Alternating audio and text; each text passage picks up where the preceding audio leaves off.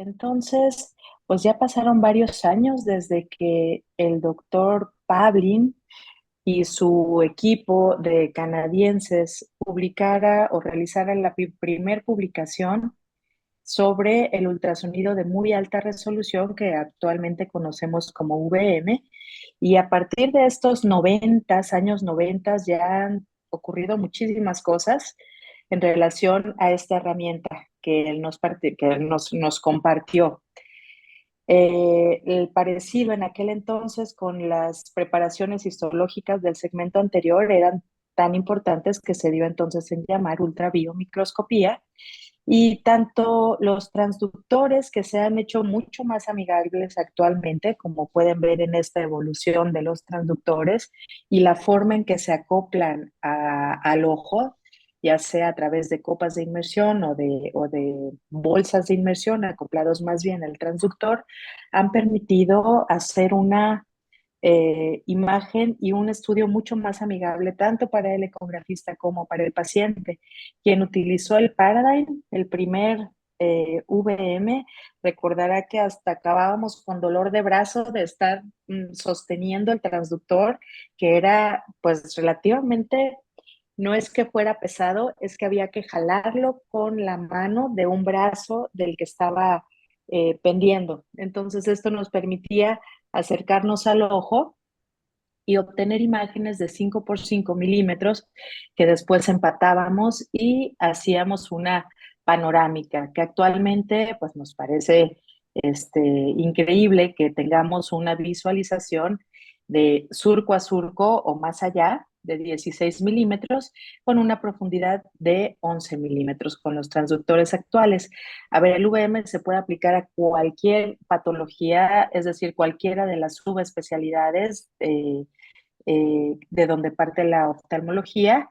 Por ejemplo, en glaucoma me gusta pensar en el VM como un estudio estructural y funcional, porque en la parte dinámica tenemos esta forma de relacionarse de todas las estructuras del segmento anterior, de comportarse el iris en relación al ángulo y sobre todo del el cristalino en relación a todas estas estructuras. Otras situaciones en donde me ha parecido muy útil es la relación que tiene el lente intraocular con el epitelio pigmentado del iris, como en este caso, un paciente de aprox 10 años de operado de FACO, con una FACO difícil que terminó con un lente intraocular en un surco ciliar. Sin embargo, había una dispersión de pigmento y episodios de uveitis a partir de esa cirugía. Entonces, acá podemos ver cómo muy sutilmente, no tan evidente como en otros casos, una de las asas del lente en donde no está la iridectomía, o sea, a la derecha de nuestra pantalla, está rozando el epitelio pigmentado del iris. Entonces podemos entender que también la extensión de las estructuras que nos permite la ultrabiomicroscopía actualmente, y también con mucha ayuda del paciente, nos puede reconocer hasta las inserciones musculares, o sea, en el caso del músculo recto, 5.5 milímetros alrededor. Y esto nos permite que la VM sea de gran apoyo para las lesiones periféricas que logramos ver con el modo B. Por ejemplo, este tumor vasoproliferativo que en el modo B no podríamos definir si esta elevación en forma de domo era de coroides o propia de la retina, como se observa ahí. O esta paciente que vi hace poco, diabética tipo 1 con vitrectomía, panfotocoagulación, y que seguía con hemorragias, y de alguna manera se desarrollaron estas proliferaciones que eran más comunes con las primeras incisiones de esclerectomía, y que pueden generar proliferaciones en el caso de la retinopatía diabética. Incluso observar la vía lagrimal y encontrar concreciones o litos dentro del canalículo que pueden estar generando inflamación. Entonces, como breve introducción a la VM, les puedo platicar que en mi caso, la VM me ha permitido identificar factores de riesgo, apoyar en el modo B en la diferenciación de diagnósticos, reconocer fenómenos de forma dinámica, que esto también lo comparte el modo B, pero también es muy evidente en el AVM, y participar o mejorar nuestros diagnósticos en los diferentes subgrupos de especialistas de oftalmología que tienen patologías diferentes. Entonces, vamos a ver ahora a continuación la plática del doctor Oscar Rodrigo Ortiz. Voy a dejar de compartir pantalla para que él nos platique de, de su charla. Gracias, Oscar. Te cedo el micrófono y la pantalla para que compartas. Hola Mariana, buenas noches. Un gusto saludarte, saludar a todos los distinguidos amigos y colegas que nos acompañan en esta reunión. Para mí en particular es motivo de mucha alegría que mis madrinas del ultrasonido, como es la Malenita y Gabriela, me inviten a acompañarlos hoy día. Lamento, algo pasa con la cámara y la configuración del Zoom, así que les pido las disculpas del caso, pero entiendo que la pantalla se comparte bien en el PowerPoint. Eh, no puedo comenzar esta charla sino, primero que nada, agradeciendo a los profesores que tuve la fortuna de tener, particularmente a Mario, a Malena y a Gaby, que gentilmente fueron muy generosos conmigo y transmitieron todos los conocimientos que me han permitido desarrollar la actividad que les voy a mostrar hoy día. Cuando nos mostramos o nos presentamos a un paciente con imágenes de estas características, como son el OCT de segmento anterior, con estas imágenes de un equipo que está en desarrollo y que nos permite ver, como ven ustedes ahí, incluso las cristas del iris, las pestañas, el borde palpebral, tomar estas imágenes, rotarlas, reconstituirlas, girarlas, eh, con altísima resolución, discriminando, ¿cierto?, las distintas estructuras de la córnea, desde el epitelio, el endotelio, el estroma, y definir cada una de sus distintas capas que le conforman, eh, frente a resoluciones tan bajísimas del orden de los 10-15 micras. Entonces, cuando uno dice, bueno, tenemos esta otra tecnología con esta cámara de Baum, por ejemplo, ¿cierto?, cuando se partieron los primeros estudios de la ecografía por inmersión en exploración ocular y exploración orbitaria, uno dice, bueno, el examen es bastante más incómodo para el paciente. Entonces uno dice, en este escenario todavía tiene sentido aproximarnos a una tecnología que tiene más años y un poder de discriminación más bajo. Bueno, la verdad es que sí, y el motivo de esta charla es tratar de encantarlos y mostrarles de que la ecografía, particularmente la de alta frecuencia en el segmento anterior, puede entregarnos muchísima información. Sin duda, la excelente introducción de Mariana ha hecho un muy buen resumen y me ha aliviado bastante la tarea, así que se lo agradezco bastante. Claro, cuando nos enfrentamos a pacientes con exploración del segmento anterior, aquí vean ustedes, por ejemplo, una catarata con un modo B tradicional, que se puede explorar muy bien y ver los distintos compartimentos del cristalino. En esta catarata, con un núcleo que está prácticamente subdusado en el sac. Y yéndonos al otro espectro, con altísima resolución en la sonda de 50 MHz. Vean ustedes ahí un lente que está lamentablemente mal posicionado, se ha adquirido una posición irregular y heterogénea, con una de las ápticas en el saco capsular, pero el otro en el sulcus, levantando el iris, y dislocado a expensas de perlas y remanentes capsulares y cristalinianos en el saco capsular asociados a la fibrosis periférica del saco. Muy bien, nos ha explicado entonces Mariana que tenemos un equipo que tiene ciertas características, pero vean ustedes ahí, las imágenes hablan por sí solas, donde enfrentamos patologías del segmento anterior, fundamentalmente tumorales o hemorrágicas asociadas a lesiones que tienen un espesor y una profundidad, una pigmentación o una fibrosis que impide la correcta penetración de las estructuras cuando nos utilizamos estudios con carácter óptico como es el OCT, versus las mismas imágenes enfrentadas con la UV.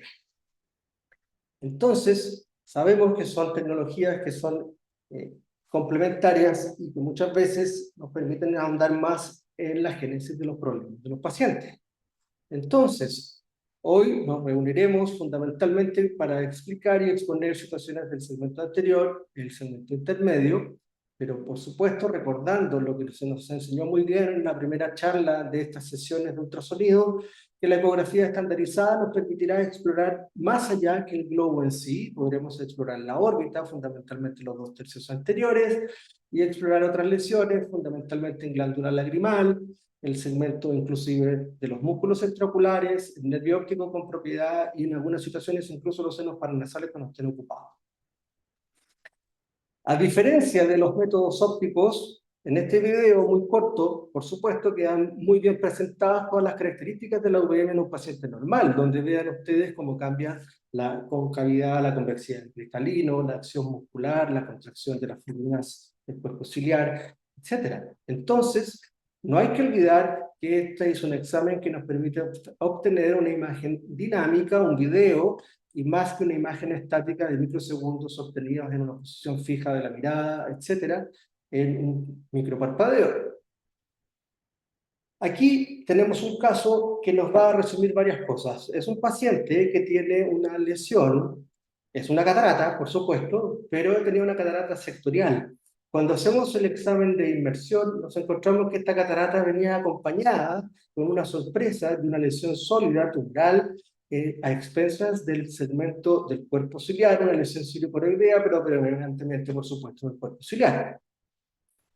Le hacemos la ecografía del modo A estandarizada y ahí, por supuesto, los criterios de las lesiones tumorales, fundamentalmente el flickering, la vascularidad, en estas oscilaciones rápidas en la base del ecograma, nos van a permitir, asociado a otros criterios de reflectividad y de características internas de la lesión, decir entonces que esta lesión corresponde a un tumor de características de un melanoma del cuerpo ciliar, que era la causa de la catarata. ¿Por qué hay que hacer énfasis en esto? Porque muchas veces los colegas, en el ánimo de operar al paciente, lamentablemente pueden quedar estas situaciones sin una correcta observación.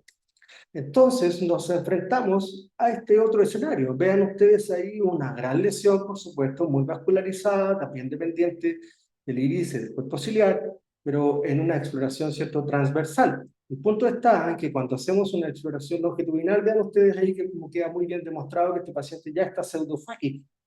Entonces se corrigió la catarata, se colocó el lente intraocular, la catarata sectorial, por supuesto, se removió, pero la lesión tumoral de base siguió creciendo.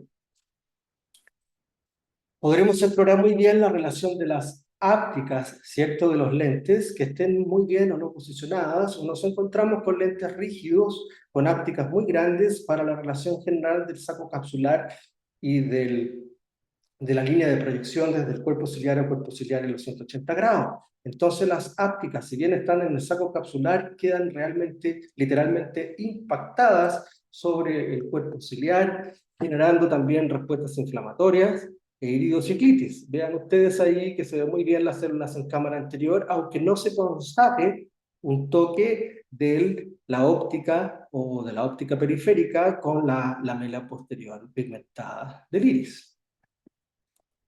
Otras situaciones, por ejemplo, podremos explorar muy bien anillos de tensión capsular, los cuales están bien posicionados, asociados a la pseudofagia, y vean ustedes aquí cómo entonces la porción más periférica del anillo de tensión queda muy bien identificado el sitio de mayor fragilidad solar, dada su cercanía al cuerpo ciliar. Otro espectro en el cual la UVM nos permitirá ahondar más en las decisiones diagnósticas de nuestros pacientes son todas aquellas lesiones de superficie, lesiones tumorales. Si bien los criterios generales de lesiones de superficie a nivel conjuntival o tenoniano no son estandarizados como es en la coroides con la ecografía modo A, pero si bien podemos entonces con esta tecnología poder explorar muy bien la profundidad de la lesión, la extensión, la eventual infiltración o no del complejo de la esclera, del tenon y de la coroides subyacente. O categóricamente permitir explorar un plano de clivaje que nos permita indicarles al cirujano el remanente del lecho escleral subyacente a la esterectomía parcial frente a la remoción de la lesión tumoral. Otro espectro, por supuesto, también de exploración serán aquellos pacientes, particularmente los pacientes pediátricos, en los cuales nos encontramos frente a opacidades congénitas de distinta naturaleza. Vean ustedes ahí entonces que frente a distintos escenarios de opacidad corneal, la UVM nos permitirá constatar o no la presencia de cataratas congénitas o cataratas de recién nacido, asociados a infecciones intrauterinas, etc. La formación, la presencia de membranas iridociliares, ciliocoroideas o adherencias iridocorneales con ángulos sellados. Otros aspectos de presentación, vean ustedes ahí como la UVM muy bien define entonces la presencia de estas membranas cristalino-iridianas. Entonces, la UVM, como bien nos ha expuesto Mariana, no tiene un espectro de presentación y de penetración para estudiar a los pacientes bastante amplio. A modo de introducción en la técnica, me referiré particularmente a ciertas utilidades en glaucoma, cirugía refractiva, cirugía de reconstrucción del segmento anterior y algunos esbozos de pacientes pediátricos. Las bases y las utilidades ya han sido muy bien expuestas, ¿cierto? Aquí tenemos una imagen del prototipo final de Pablin en su laboratorio y el primer dispositivo comercial que utilizamos, y llegando finalmente a estas sondas mucho más livianas y amigables para el operador. Entonces, la UVM, una sola mirada, nos permitirá obtener, gracias a las ondas actuales y a los software, entonces en una sola imagen, todo el segmento anterior, y en todo con un grado de penetración bastante amplio, incluso llegando a examinar la retina periférica cuando le pedimos al paciente también que haga un cierto grado de deducción. El correlato entre las imágenes histológicas y las imágenes obtenidas por ultrasonido son bastante semejantes. Pavlin y su equipo de trabajo plantearon una serie de mediciones particulares, pero a la hora de examinar y estudiar pacientes con glaucoma, pondremos especial énfasis en la relación de una estructura que es el espolón escleral, el cual nos permitirá definir muy bien los parámetros ya conocidos de distancia de apertura angular, tanto en 250 como en 500 micras, en el, en el, en el escenario de recordar que ese es el sitio habitual de exposición de la malla trabecular. Utilizaremos entonces distintas copelas con fin de hacer un examen de inversión, recurriendo desde un simple suero o agua destilada, o en algunos casos incluso algunos operadores prefieren ocupar un gel.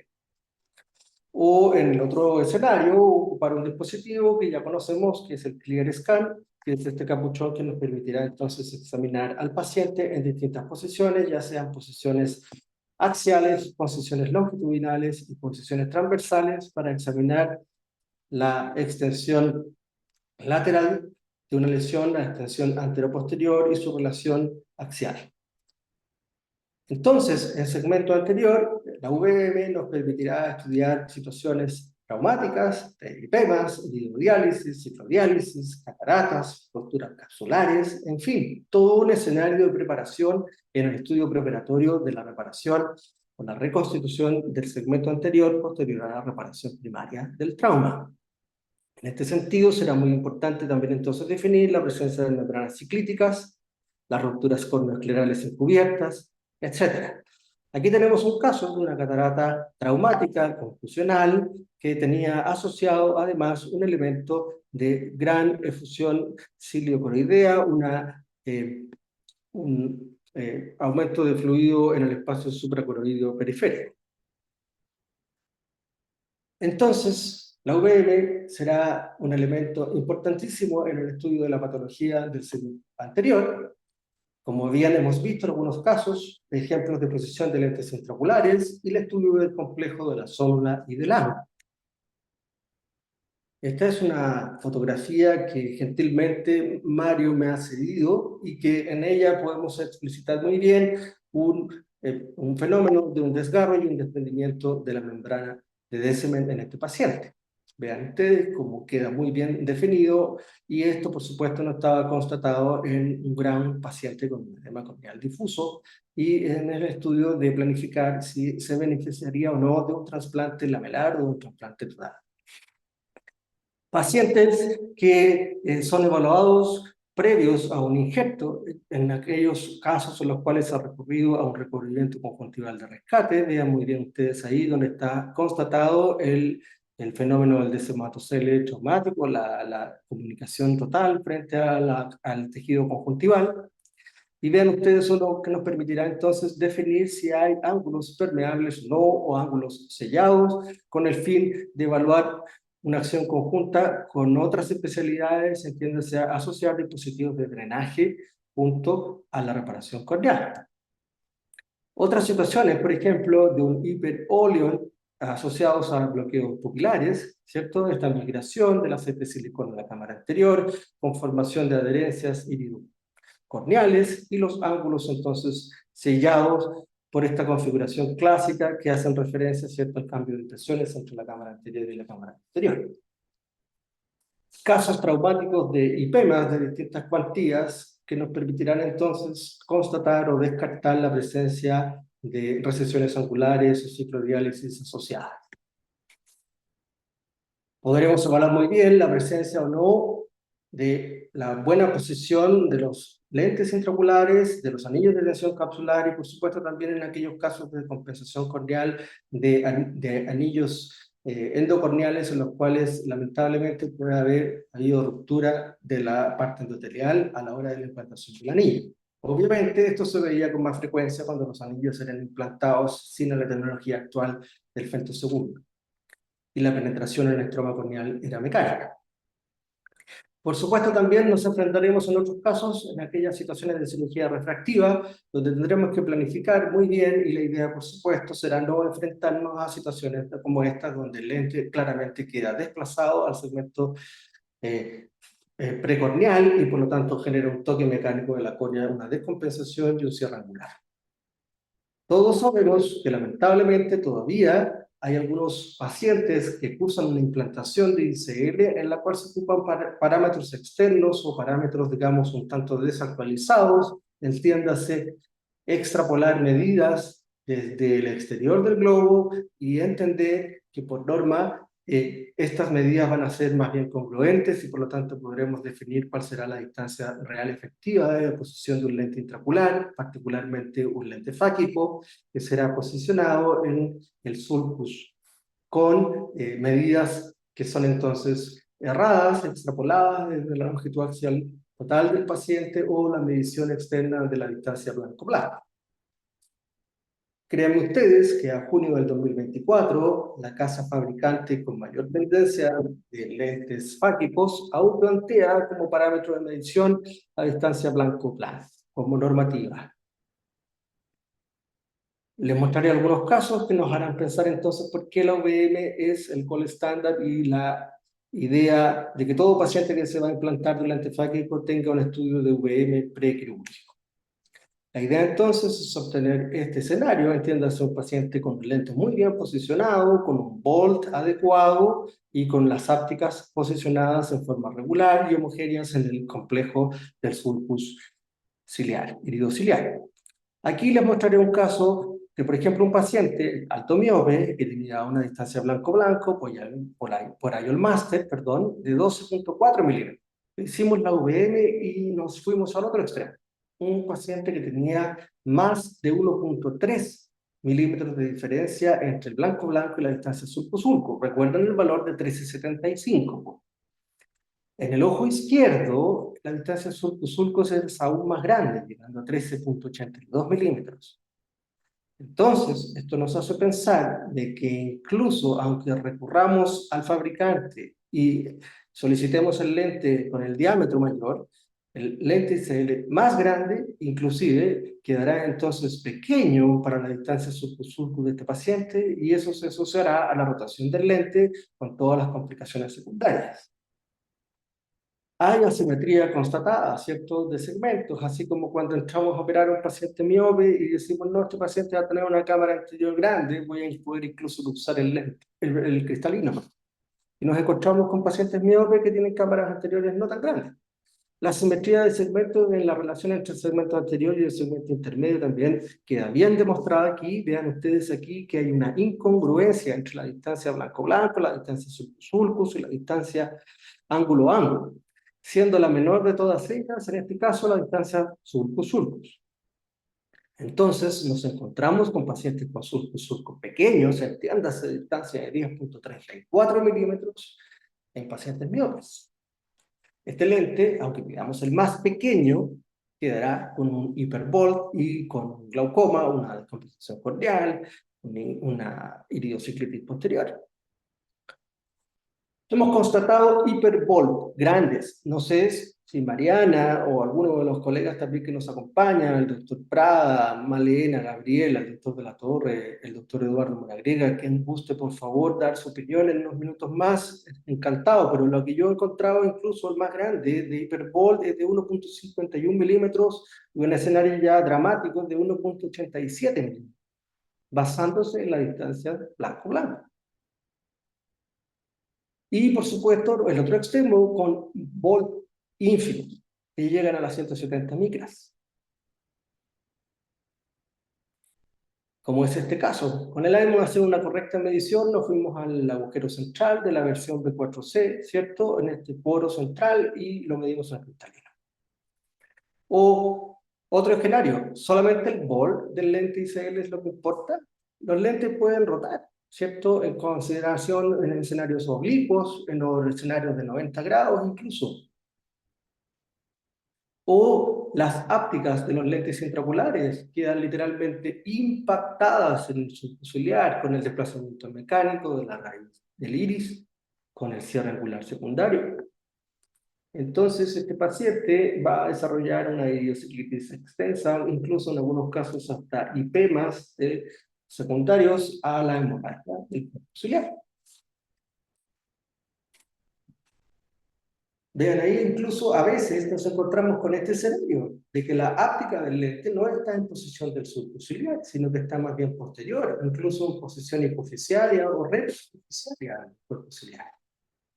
Claro, el paciente queda con un bol menor, el cirujano está contento, pero a los pocos días tiene que interconsultar al colega de especialidad de uvea por la uveitis asociada posterior al implante del lente ICL.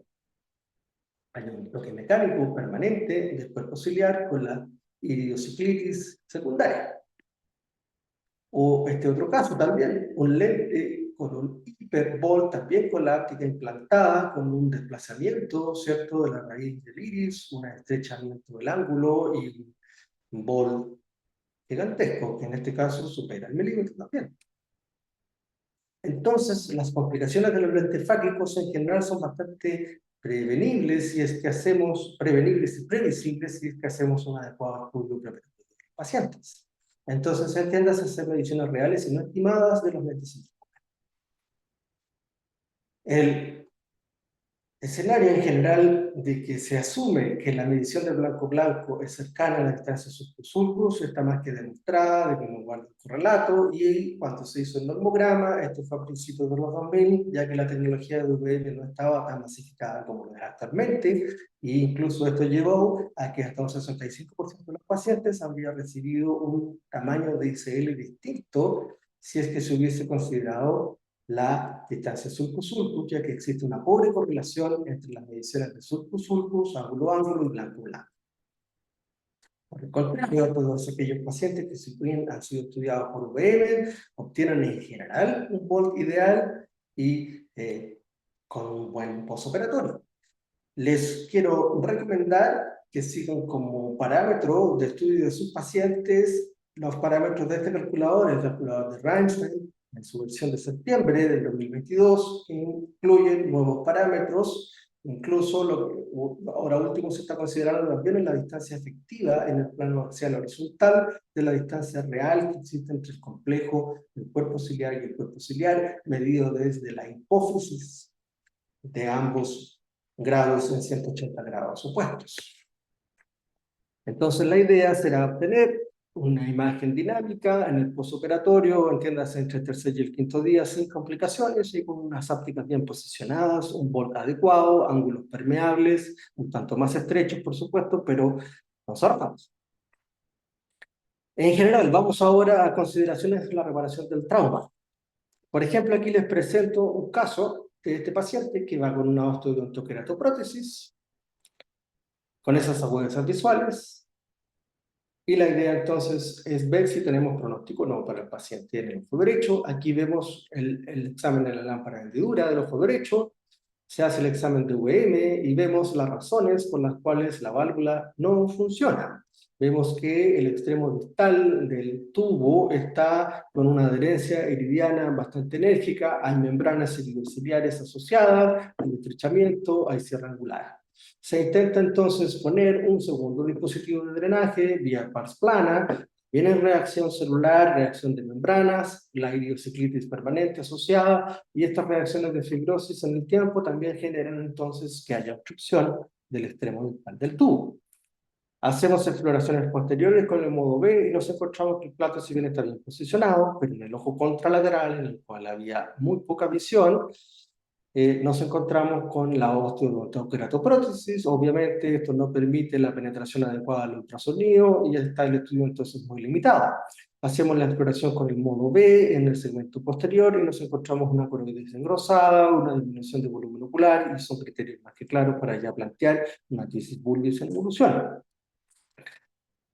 Vamos a ver distintas situaciones. Por ejemplo, aquí tenemos un desprendimiento hemorrágico de la coroides, una posición en la extrema y media periferia con kissing coroideo.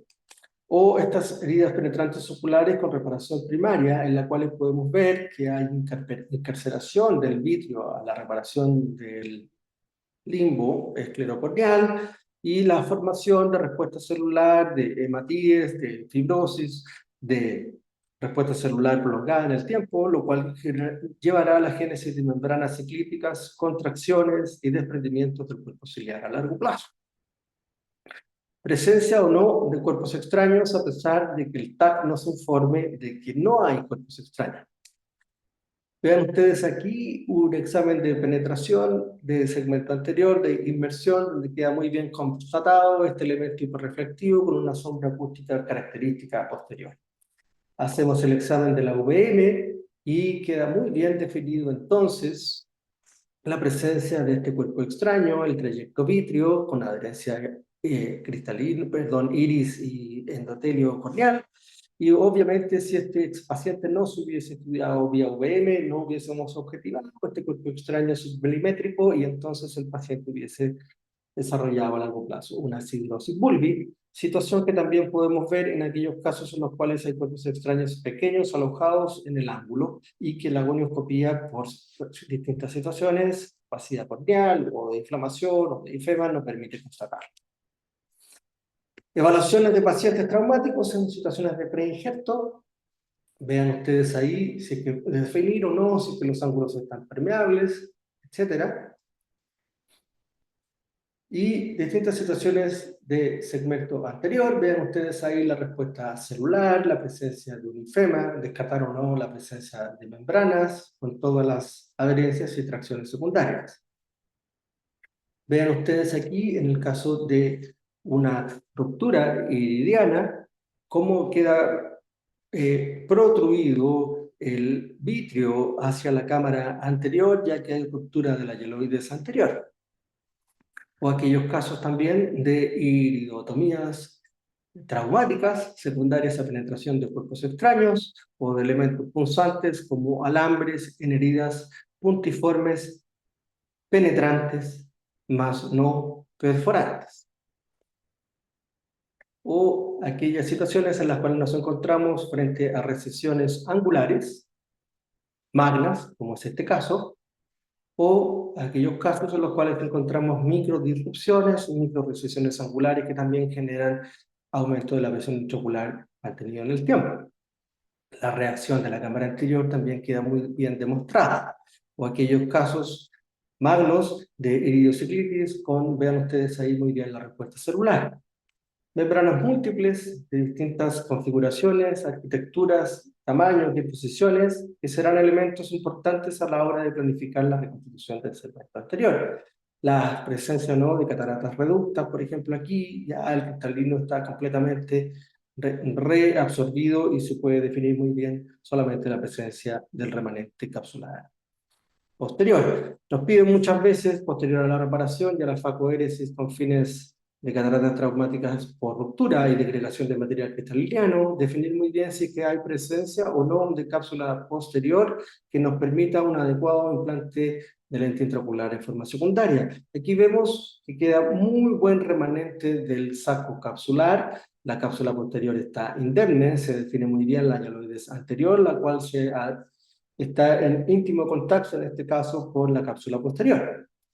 O aquellos otros pacientes en los cuales vemos que hay formación de membranas, hacemos seguimiento de esta membrana y nos constatamos que no existe una cápsula posterior residual adecuada que permita implantar el lente en el sulcus. Cuerpos extraños retrociliares distintos.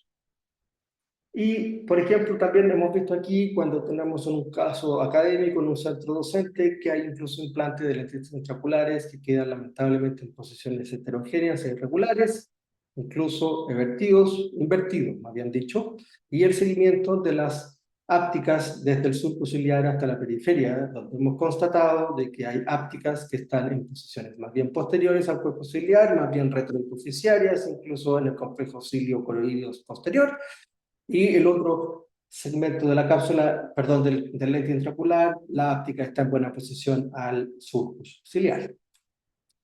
Los anillos de tensión capsular, los seguimientos, como bien les mencioné previamente. Incluso podemos evaluar a un paciente en extremoducción, constatar aquí la presencia de un desgarro de la retina. Si el paciente es colaborador, lo podemos hacer. Ciclodiálisis de distintas configuraciones y tamaños, efusiones de la coroides de naturaleza hemorrágica, con prolapso anterior magno, y entonces ausencia de la cámara anterior en toto. Evaluación de válvulas, vean ustedes ahí cómo queda muy bien definido el plato, el tubo, el trayecto, la reacción hemorrágica, la respuesta inflamatoria en el postoperatorio, la posición o no del tubo en pars plana y mecanismos de obstrucción asociados. Y quiero invitarlos a que se animen también con la exploración y la utilidad de la VM en las digerencias en los pacientes pediátricos. Esto, ¿por qué? Siempre nos tenemos que enfrentar a estos pacientes, será un desafío permanente. Podremos utilizar entonces copelas de menor diámetro y la VM tendrá especial importancia a la hora de definir el fenotipo de la disgenesia del segmento anterior. Por supuesto, también siempre explorarlo con modo B, definir muy bien cómo es la VM en los pacientes normales, en los niños, manifestaciones o no asociadas de disgenesia del segmento anterior, cataratas, ¿cierto?, las membranas, etc. Y, por supuesto, siempre correlacionarlo con un modo B complementario, medición de longitudes axiales, ya que no es extraño de que estos pacientes también tengan glaucomas asociados. Solamente les quiero, por terminar, mencionar la referencia de estos dos artículos que para mí han tenido especial importancia.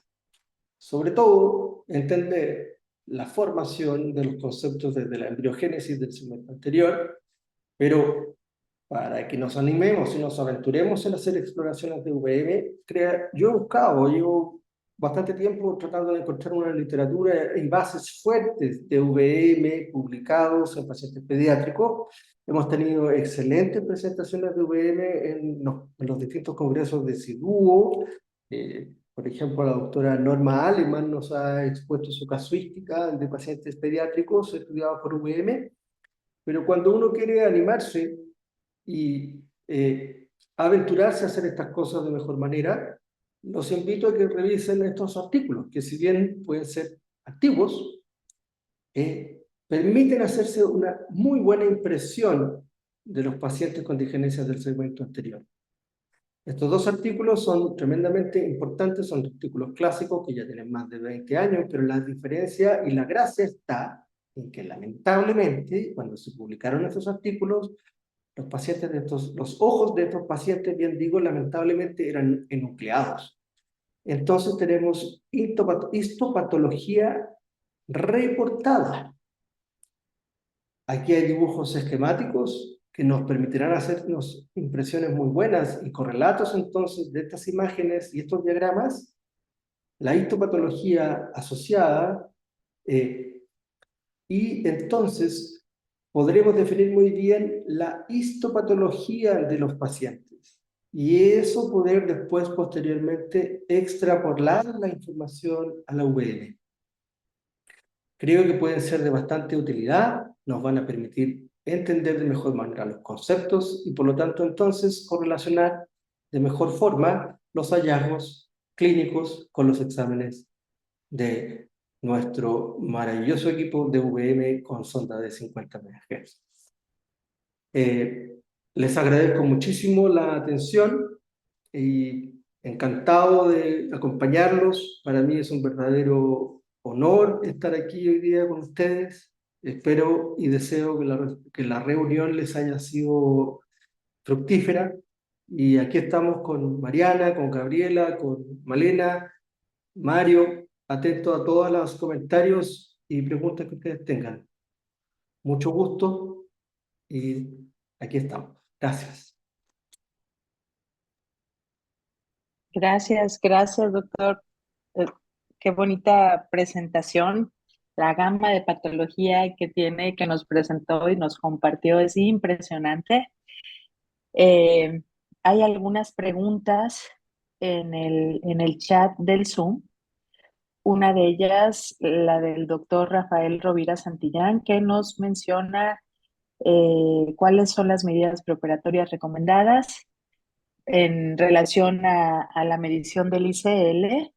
Y la doctora Patricia Bustamante, que es del Hospital de la Ceguera, nos comparte en el chat el calculador de Dan Reinstein, que es el que mencionó el doctor Ortiz en su presentación, que implica prácticamente medidas de VM. Eh, Él comenta en el calculador que es un VM de 100 MHz, sin embargo, la doctora Bustamante, que ha estado en contacto con el doctor Reinstein, tiene, digamos, el visto bueno de que el VM con frecuencia de 50 MHz también es una buena herramienta para hacer esas medidas y poder calcular de manera más exacta el tamaño del ICL.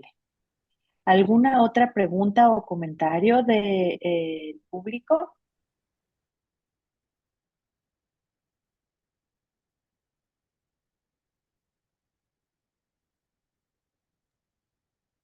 El doctor Prada nos recuerda nuestra reunión en Cartagena del 18 al 21 de septiembre. Todos estaremos ahí, estoy segura. Ya nos veremos en persona. Sin duda.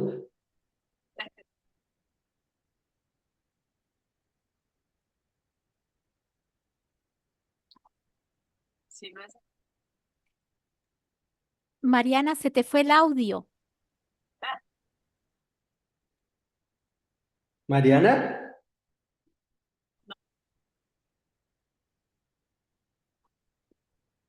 no, lamentablemente no te escuchamos.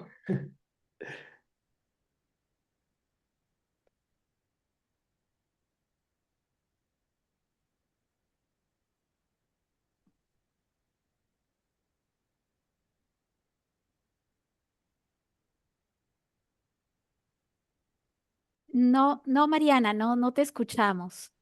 Ok, yo a usted Ahora sí, Ahí sí, perfecto. ahí sí. los escucho, se me apagó el En la audífono. batería, no, tranquila. El doctor Julio Rodríguez pregunta, ¿realizan VM en cataratas blancas?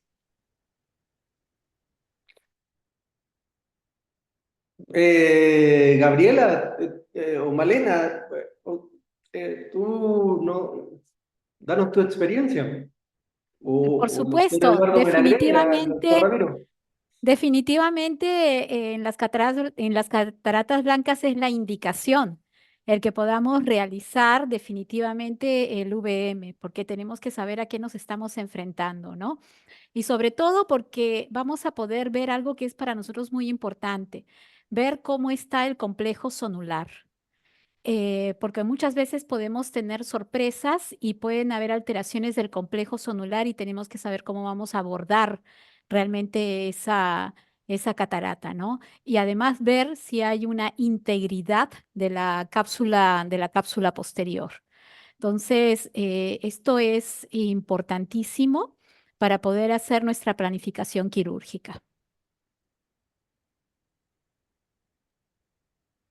¿Qué opinión tienen, pregunta la doctora Bustamante, de usar VM para todas las cataratas congénitas, además del ECOG y la biometría?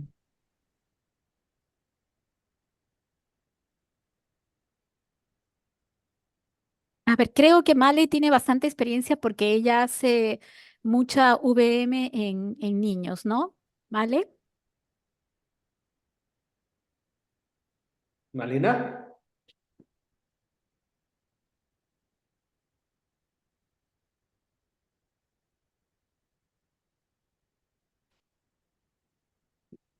¿nos escuchan, Malena? Sí, no, de repente se le ha ido el audio, ¿no? Pero particularmente yo quiero comentarles que probablemente todos los que estamos acá, el VM se ha convertido en una herramienta importantísima, sobre todo para evitar sorpresas, sorpresas antes de poder abordar quirúrgicamente cualquier paciente. ¿Por qué? Porque podemos ver detrás del pigmento. Nosotros a través de una lámpara y más aún, ¿no? En pacientes, justamente en niños, no podemos ver más allá. Y un fondo de ojo muchas veces son cataratas tan densas que no nos permiten el poder visualizar. Entonces se convierte en una herramienta importantísima que consideramos hoy por hoy que realmente todos los niños, igualmente los adultos que van a someterse a una cirugía, que puedan realmente pasar por una VM. Vimos algo que me llamó mucho la atención porque lo hemos visto también y que lo presentó justamente Rodrigo un tumor del cuerpo ciliar con un lente intraocular. Imagínense, ¿no? Es decir, un tumor del cuerpo ciliar que era un melanoma y un lente intraocular. Nosotros acabamos de ver hace poco, ¿no? Un paciente que viene después de una cirugía de catarata y quieren saber por qué el lente está en tilt. Y definitivamente el lente está en tilt porque hay un gran melanoma del cuerpo ciliar que está produciendo justamente el movimiento del lente. Entonces ahí, hoy por hoy, vemos nosotros que ver detrás del pigmento, el poder ver las estructuras, vamos a entrar con mucha más tranquilidad y no encontrarnos con este tipo de sorpresas diagnósticas. La doctora Ana María Mejía pregunta, ¿un lente intraocular en posición ideal a qué distancia debe estar del iris? Ha visto lentes aparentemente centrados muy cerca del iris y otros muy lejos. Yo le puedo contestar que en un estudio, en un protocolo de investigación de acomodación con VM, tomamos esa medida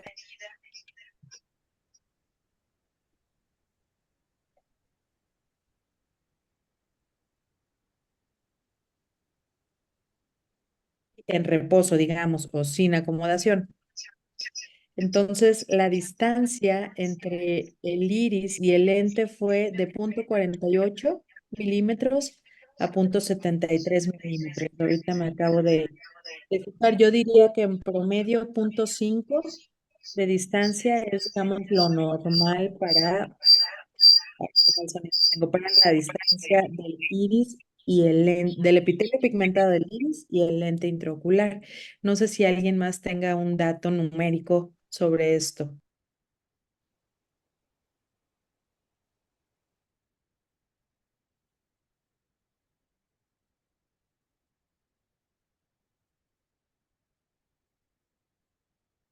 Bueno, ¿alguna otra pregunta que deseen hacer? Yo quisiera, Mariana, hacer un pequeño comentario.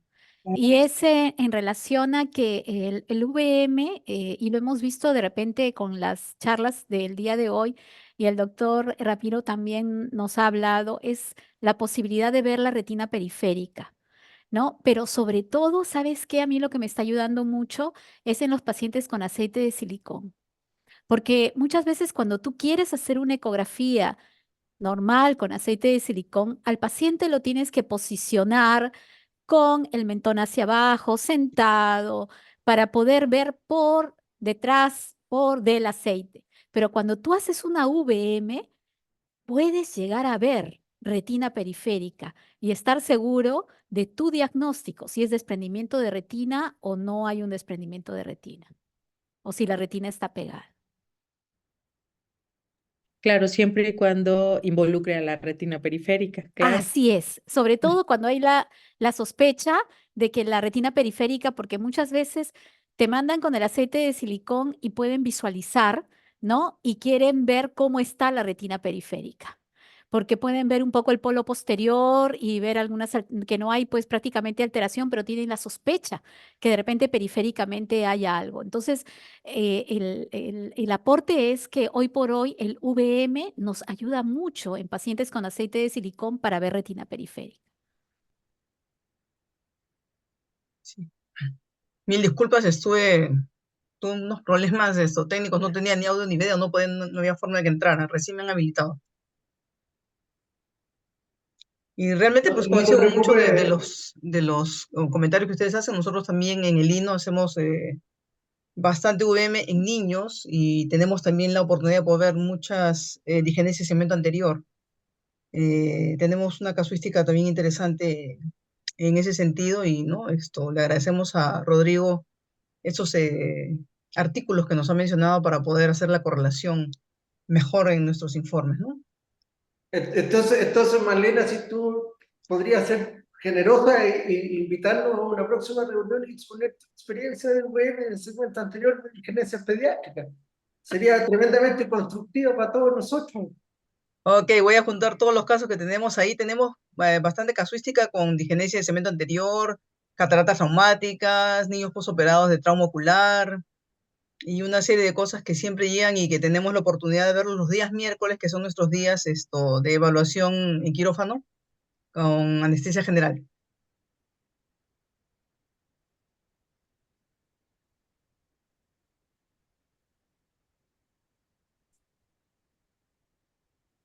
Muy bien. Eh, la doctora Alicia Montoya pregunta si considera importante medir la distancia interciliar para el ICL.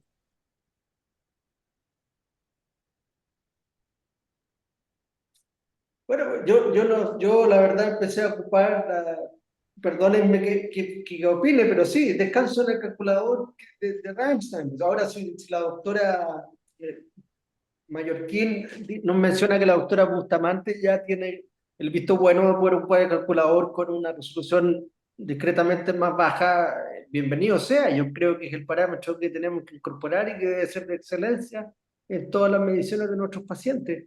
Ya entonces deberíamos entender que el sulcus sulcus en sí solo no es el parámetro y hay que asociarlo con otro.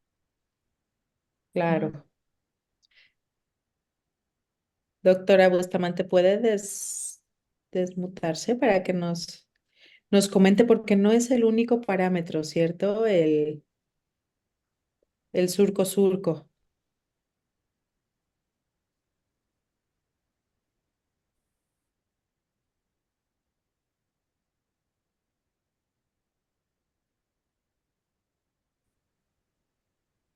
Miren, para que no me falte a mí ningún parámetro, la doctora Bustamante compartió en el grupo, se meten a la página de ICL Sizing y ahí pueden ver todos los parámetros, son bastantes, que hay que tomar en el VM y que arrojan un tamaño de ICL que puede perfectamente compararse con el calculador de STAR y entonces proporcionar al paciente una seguridad mayor de que el volt va a estar dentro de los rangos de seguridad.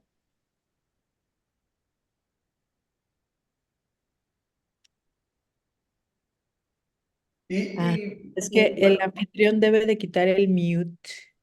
Ajá, lo veo. Ajá.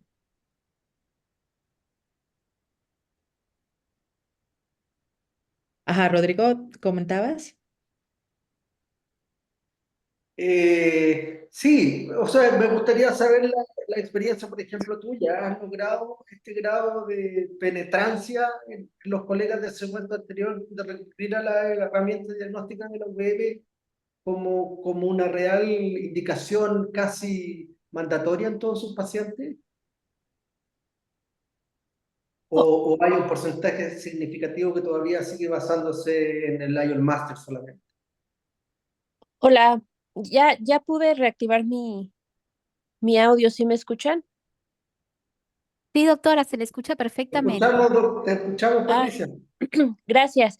Sí, la herramienta del doctor Dan Reinstein, además de la distancia cuerpo ciliar, que es ahora pues la variable importante en cuanto al cálculo de ICL, puesto que se ha visto que un gran porcentaje de pacientes, el lente fáquico descansa sobre el cuerpo ciliar.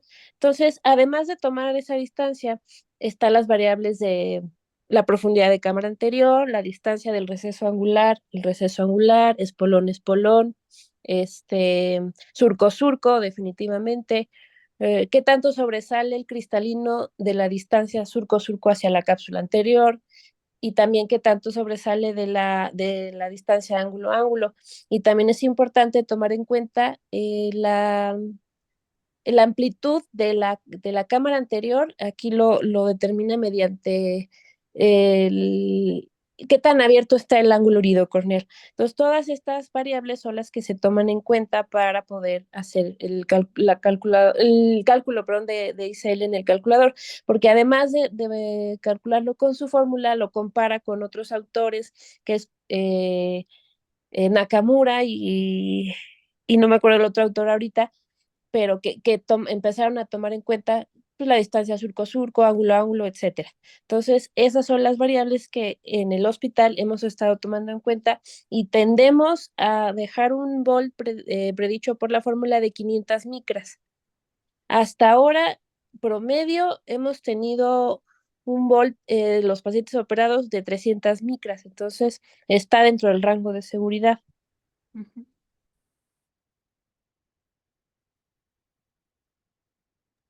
Muchas gracias, doctora Bustamante. Muy bien. Em, ese es un tema importante. El doctor Nahuel dice sobre la experiencia o qué opinión tienen con respecto al VM en los rellenos estéticos en cirugía oculoplástica. Este, pues yo la única experiencia que tengo fue un protocolo que hice con una oculoplástica, pero eran algo que le ponía como factores de crecimiento, algo, y pues nada, yo nada más medía el espacio subcutáneo y cómo se modificaba en grosor y qué tanto tiempo duraba pues en el seguimiento. Eh, pero nada más. No sé si por allá tengan alguna otra experiencia en relación al VM, los rellenos. No, la verdad que yo no tengo ninguna. Pero hay un equipo, eh, no me acuerdo la marca, pero hay un equipo chino especial para hacer VM de piel. Les voy a compartir el link, porque eso es un paso siguiente que yo creo que tenemos que desarrollar, sin duda. Pues, Lesiones de piel, eh, lesiones perioculares, peripalpebrales. El doctor Prada ha presentado exploraciones peripalpebrales y palpebrales como tal. No sé El, doc- si él el doctor podría Prada comentar sí algo. está sí, ahorita con buenas nosotros. noches. Buenas Sí, noches. buenas noches, doctor Prada. Qué gusto que nos Sí, acompañe. gracias, gracias. Sí, yo he estado incursionando en general en VM de párpados para identificar diferentes lesiones y tratar de caracterizarlas ecográficamente. Y también he tenido alguna posibilidad de estudiar sustancias que se utilizan para rellenos como los biopolímeros, que desde luego están mandados a recoger por las consecuencias que tienen. Eh, y pues en ecografía dermatológica hoy en día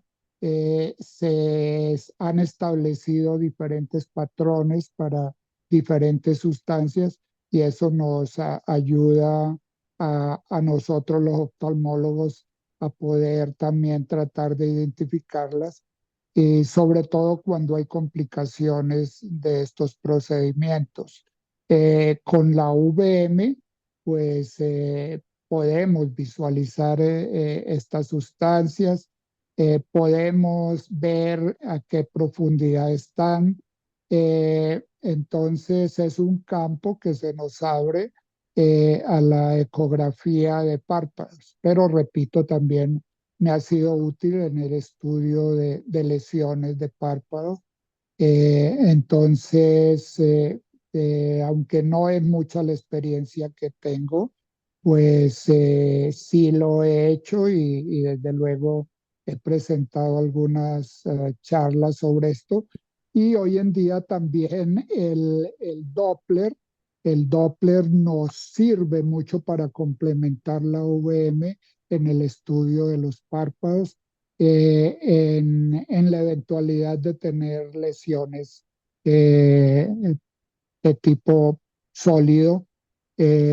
Entonces es un campo, repito, que se nos abre a los oftalmólogos y a quienes hacemos ecografía ocular.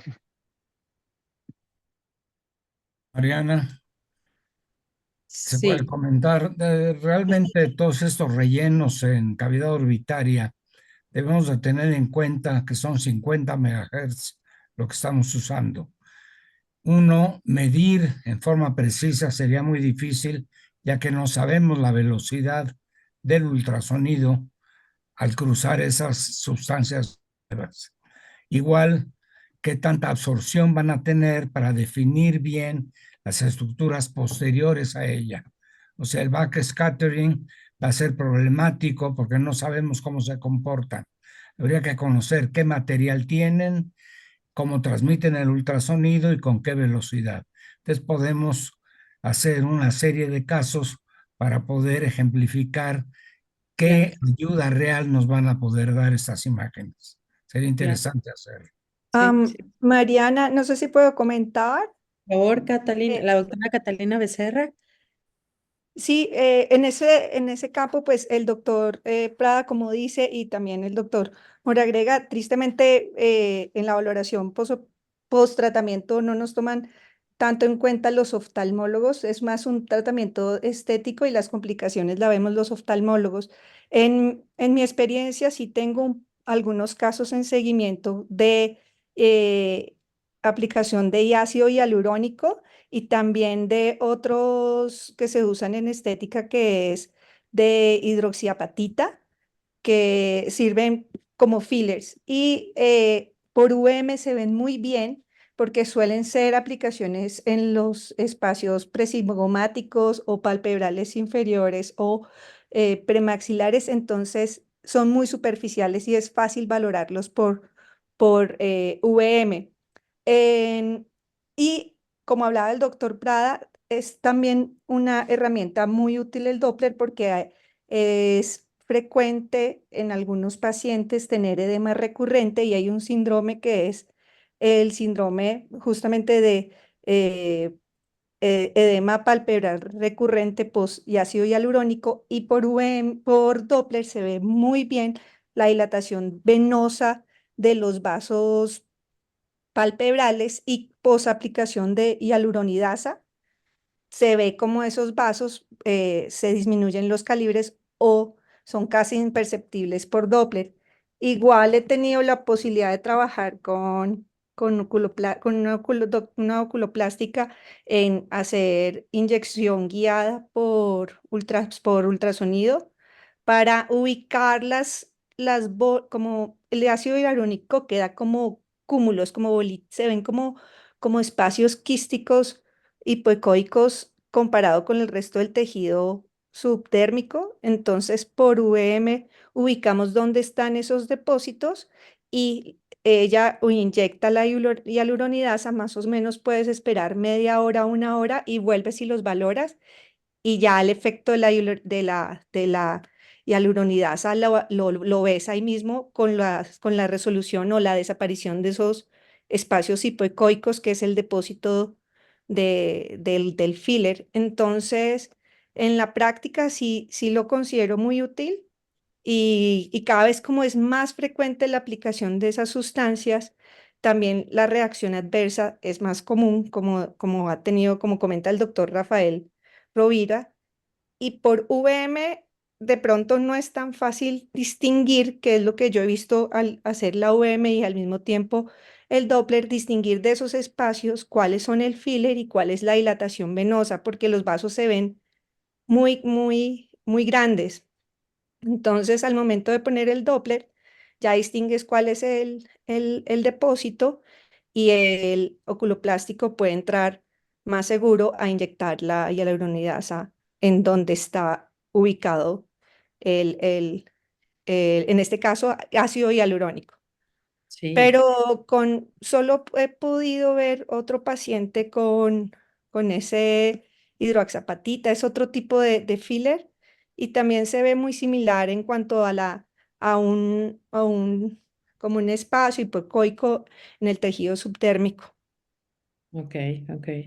Fíjense que yo en alguna ocasión me preguntaba un grupo de esteticistas y dermas que aplican rellenos de ácido hialurónico si teníamos nosotros oftalmólogos en el consultorio, un kit de emergencia con hialuronidasa para inyectar en el espacio intraconal por aquellas emergencias de embolización de ese material y oclusión de vasos centrales de la retina. Yo dije, no, yo no tengo eso, pero se nos abre un campo interesante, como dice el doctor Prada, y con todos los materiales que comenta la doctora Catalina, un campo interesante para estudiar y para aplicarnos ahí.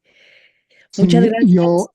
yo Ajá, considero lo importante para empezar es saber diferenciar los diferentes planos del párpado, identificar muy bien la epidermis, la hipodermis y el plano del orbicular y el plano tarsal, logrando identificar cada una de estas estructuras. Y desde luego la conjuntiva tarsal, logrando identificar y familiarizarnos con cada una de estas estructuras histológicas, pues posiblemente cada día vamos a poder identificar patologías y poderlas tipificar. Es un trabajo que nos espera a todos y ojalá todos nos interesemos por el estudio de los párpados mediante VM, porque repito,